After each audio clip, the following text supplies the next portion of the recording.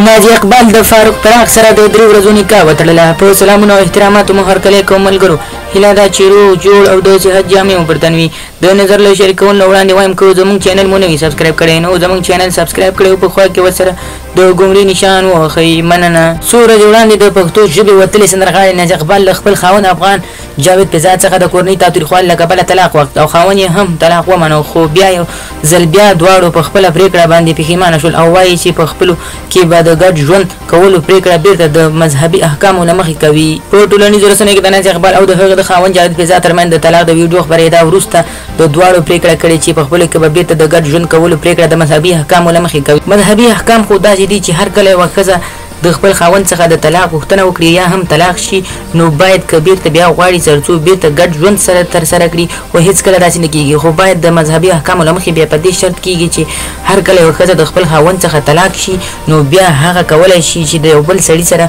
د 3 ورځو یا هم د 3 ورځو څخه زیات نکاح وتړي او هغه سړی بیرته ورته طلاق ورکړي، بیا دی کولی شي چې ورسره واده وکړي. خو اوس داسې ګونګوزي کیږي چې د ډیوه رادیو تلویزیون خبریال فاروق پراخ د دوی ترمنځ دریم شاهد دی، یعنی دا مطلب چې کېدای شي د دریم شاهد په توګه یعنی د 3 ورځو د نکاح کولو د فاروق پراخ سره وشي، خو داسې نه ده ځکه چې فاروق پراخ په خپله ویلي دي چې زه د دوی ترمنځ یو شاهد یم. وخت به هم راشي او حقیقت به هم معلوم شي چې ناجي اقبال د چا سره د 3 ورځو نکاح وکړه، خو داسې ګونګوزي کېږي چې فاروق پراخ یو خاص شخص ګڼل شوی دی، خو زموږ په نظر داسې نه ده ځکه فاروق پراخ داسې کار نه کوي او هغه داسې نه دی ویلي چې زه د ناجي اقبال سره د 3 ورځو نکاح تړم. هغه خاص دومره ویلي دي چې زه یو شاهد یم خلاص. نو خدای دې وکړي ملګرو چې تاسو زموږ د دغه ویډیو نه او د دغو کارونو نه چې ناجي اقبال او جاوید پیزاد کړي باید داسې عبرت واخلئ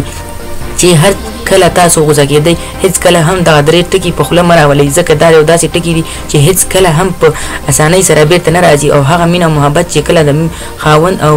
ښځې ترمنځ وي بیا هیڅ کله که 100 پیرې هم نکاح تازه کړي نو بیا هیڅ کله هغه مینه محبت چې په اول ځل د ښځې او میډه وي هیڅ کله هم بیرته واپس نه راځي. هر کله تاسو سوچ کوئ او فکر کوئ، ځان ته د شیطان وسوسو ته وخت مه ورکوئ ترڅو تاسو باندې داسې یو کار وکړي چې د ټول عمر لپاره پښیمانه اوسئ. نو هیله کوم ملګرو چې زموږ ویډیو مو خوښ شوي لایک کړئ، شیر کړئ، زموږ چینل هم سبسکرایب کړئ. مننه.